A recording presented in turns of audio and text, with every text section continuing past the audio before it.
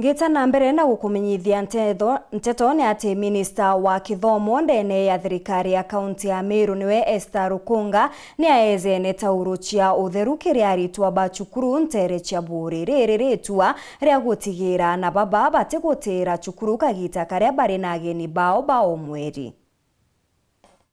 Waziri wa Kithomo kaunti ya Meru Dr. Esther Rukunga na ngwatanĩro ya kaunti ya Meru bambĩrĩte mũtaratara wa kũnenganĩra tauro cia ũtheru cia sanitary towels kĩrĩa arĩ bacukuru na ĩno njĩra ĩmwe ya gũtigĩra na barĩ batata cukuru ikwaga pandi ĩno. We know that many young girls face barriers, be it lack of sanitary products, the risk of early pregnancies, or limited mentorship opportunities.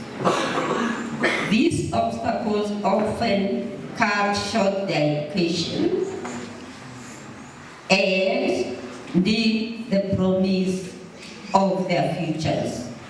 Today, we affirm that access to the dignity is not a privilege but a right, and mentorship is a bridge to this opportunity.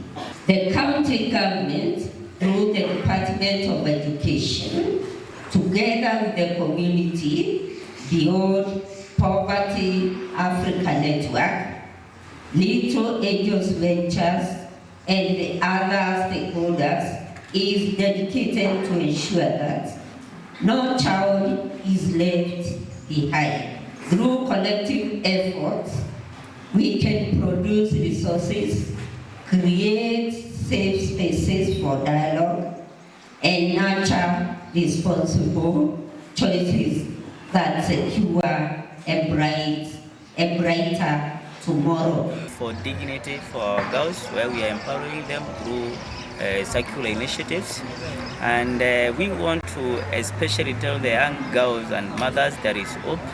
We want to give them hope. We want to enlighten them on the fact that they have power in their hands and they have a government that is caring. We are hoping to reach out every corner of Meru.